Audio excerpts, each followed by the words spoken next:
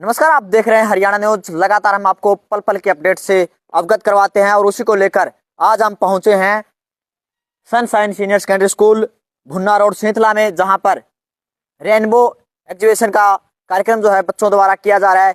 क्या क्या उसमें प्रस्तुतियां दिखाई जाएगी वो हम आपको दिखाएंगे वीडियो के माध्यम से। जुड़े रहेगा हमारे साथ। बस बस बस बस।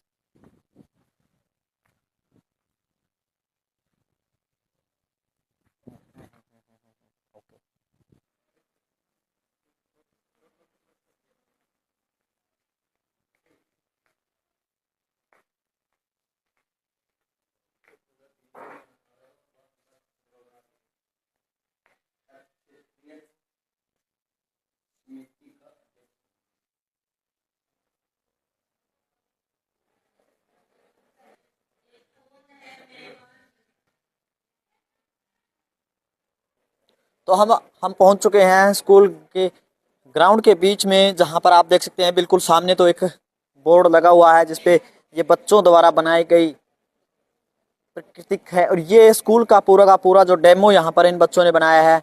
आपने बनाया है? कितना समय लगा इसको बनाने में? 10-15 दिन तो आराम से लगे सर। 10-15 दिन लगे हैं। बड़ी कलाकृति आपने करी है। कैसे बनाए हैं? सर हमने वेस्ट मटेरियल को यूज़ करके बनाया है इसको। तो क्या संदेश है आपका? ऐसे स्कूल का पूरा दृश्य इतने छोटे में बनाकर दिखाने का क्या उद्देश्य है? हम चाहते हैं कि पेरेंट्स अपने बच्चों को हमारे स्कूल में लाएं, उनको डेमो करें कि हम कैसी पढ़ाई होती है, हर एक चीज़ फैसिलिटीज़ दी जाती है बच्चों को हमारे स्कूल के अंदर सर। क्या क्या फैसिलिटीज मिलती है यहाँ? जैसे कंप्यूटर लैब है, साइंस लैब है, लाइब्रेरी है यहाँ पर, और ट्रांसपोर्ट का भी अच्छा वो है। इसमें आप क्या क्या कुछ दिखाया गया है, क्या क्या प्रदर्शित किया गया है वो बताइए। हमारे स्कूल में बहुत बड़ा सा प्लेग्राउंड है, ये बिल्डिंग है हमारे स्कूल की, बहुत सारी क्लासरूम्स है। यहाँ पर हमारी पार्किंग है, वहाँ पे बस की पार्किंग है, यहाँ पे झूले लगे हुए हैं बच्चों के लिए, और यहाँ पर हमारे असेंबली ग्राउंड है। क्या नाम है आपका? मेरा नाम दीप्ति है। कौन सी क्लास है? 8th। तो ये दीपिका ने बहुत ही अच्छा मॉडल यहाँ तैयार किया है। उसके बाद पत्रकारिता जगत को दिखाया गया है। काफी बढ़िया समाचार, कृषि पत्रकारिता, तमाम जो चीजें, मनोरंजन पत्रकारिता, काफी चीजें दिखाई गई है। कौन से बच्चे द्वारा बनाया गया है ये? क्या ये नाम आपका? मेरा नाम कशिश है। आपने पत्रकारिता के दृश्य को इस प्रकार से बखूबी दिखाया है, क्या आपके मन में आया था? मेरे मन में आया कि पत्रकारिता हमारे देश का एक बहुत अहम हिस्सा है। पत्रकार को लोकतंत्र का चौथा स्तंभ भी कहा जाता है, तो मैंने सोचा कि पत्रकारिता को दिखाना एक अच्छा दृश्य होगा। पत्रकारिता दिखाना काफी बढ़िया आपने दृश्य कर रखा है। कौन सी क्लास आपकी? मेरी क्लास, मैं +1 क्लास से हूँ। जी, आपका भी इसमें योगदान है? Yes sir. आपने क्या बनाया है इसमें? कौन सी पत्रकारिता दिखाई है? खेल और स्वास्थ्य से जुड़ी हुई, मनोरंजन से जुड़ी हुई कौन सी पत्रकारिता आपको अच्छी लगी? सर सभी अच्छी लगी, खेल और वो। क्या भूमिका रहती है पत्रकारिता की देश के विकास में, या कहीं भी हम जिसको माने तो? सर इससे हमें देश भर की जानकारी मिलेगी। अगर हम कहीं पे भी बैठे हो तो दूर दूर तक इसका संचार हम तक पहुंच सकता है। कितनी कुछ जानकारियां जो है आज के समय में पत्रकारिता या फिर न्यूज के माध्यम से मिल रही है?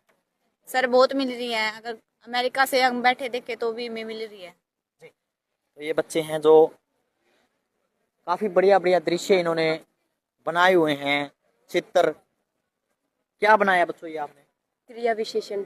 इसमें क्या कुछ होता है आप बताइएगा। क्रिया विशेषण क्रिया की विशेषता बताने वाले शब्द क्रिया विशेषण कहलाते हैं। ये 4 प्रकार के होते हैं: स्थानवाचक क्रिया विशेषण, रीतिवाचक क्रिया विशेषण, कालवाचक क्रिया विशेषण और परिमाणवाचक क्रिया विशेषण। तो ये जो बच्चे हैं तमाम तरीके के इन्होंने जो है हिंदी से जुड़े हुए और इंग्लिश के भी कुछ चित्र इन्होंने तैयार करे हैं। कौन सा बच्चा आप में बोलने वाला? क्या दिखाना चाह रहे हैं आप? आज आपके स्कूल में ये एग्जीबिशन लगी है, क्या दिखाना चाह रहे हैं? इस एग्जीबिशन से हम दिखाना चाहते हैं कि बच्चों में भी टैलेंट है, उनका टैलेंट भी सामने आए। आप देख सकते हो यहाँ पे बहुत अलग अलग प्रकार के बच्चों ने अपना टैलेंट दिखाया है। इंग्लिश के बारे में कि इंग्लिश में ग्रामर में क्या क्या चीज़ें होती है, और ऐसे। जी, क्या नाम है आपका? राधिका। कौन सी क्लास है? 9th। तो वो छोटे छोटे बच्चे, कोई 9वीं का है, कोई 10वीं का है, अलग अलग कलाकृति इन्होंने अपनी जो दिखाई है। क्या चीज है ये? इकोसिस्टम क्या होता है इसका काम? ये पर डिपेंड करता है। कौन सी क्लास के बच्चे हो तुम? 7th। देखिए आप छोटे छोटे बच्चे। Good morning, sir. My name is Kuldeep from 9th class. This is urinary system.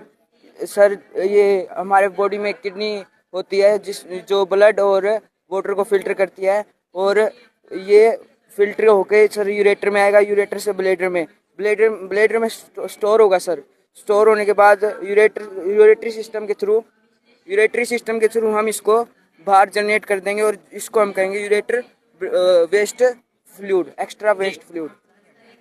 Hospital का दृश्य दिखाने को क्या क्या साबित करना चाहते हैं कि हॉस्पिटल का क्या दृश्य आप दिखाना चाहते हैं? हॉस्पिटल सर ये एयर पोल्यूशन पे है जी, एयर प्योरिफिकेशन पे है। हाँ जी, जैसे कि सर एयर में सर बहुत सी गैसें होती हैं, जिससे ऑक्सीजन में एयर हम सर ऑक्सीजन सही नहीं ले पाते जी, बहुत सारी बीमारी होती हैं। उससे सर जो व्हीकल का स्मोक होता है ना जी, वो इन पंखों के द्वारा अंदर जाएगा, और अंदर जो कॉटन है वो CO2 के मॉलिक्यूल को अब्जॉर्ब करके फ्रेश एयर बाहर निकालेंगे जी। ये एयर प्योरिफिकेशन पे है। आज के समय में सांस लेना बड़ा दुर्लभ हो गया है। दिल्ली जैसे अगर शहरों में हम बात करें तो वहां पर काफी ज्यादा प्रदूषण है, उसको लेकर चिंताएं आपने व्यक्त करी है इस मॉडल के माध्यम से। Yes sir. तो ये तमाम कैमरा तमाम ये दृश्य जो है ये साथ के साथ दिखाते रहे आप, ये दिखाते रहे आप। मैं बच्चों से बातें करता रहूंगा, आप ये दिखाते रहे।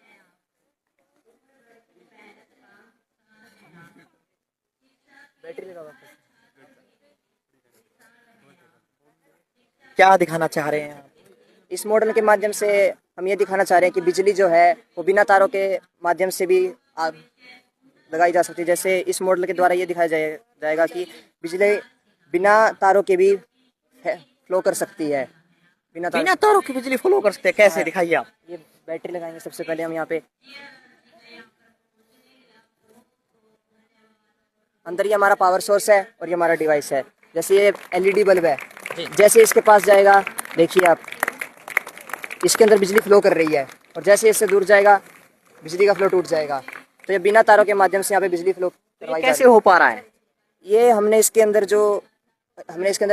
कॉपर की कॉइल लगाई है, और उसके अंदर रजिस्टर और ट्रांजिस्टर लगाए गए हैं, जिससे, और साथ में बैटरी है जिससे बिजली फ्लो कर रही है, और इस डिवाइस के अंदर बिजली आ रही है बिना तारों के माध्यम से, और घूम के इस LED बल्ब के अंदर जा रही है। और जैसे ही ये इससे दूर जाता है तो इसकी रेंज कम होती है और बिजली का फ्लो टूट जाता है। इससे आप क्या ये दिखाना चाह रहे हैं, क्या संदेश देना चाह रहे हैं? हम ये संदेश देना चाह रहे हैं कि आने वाले समय में बिजली बिना तारों के माध्यम से फ्लो की जाएगी, और ये बहुत ही एक कन्वीनियंट वे है, और इससे बिजली सस्ती भी पड़ेगी, और बिजली मतलब भविष्य का प्रोजेक्ट आप ये दिखा रहे हैं? हाँ, ये भविष्य का प्रोजेक्ट। क्या नाम आपका?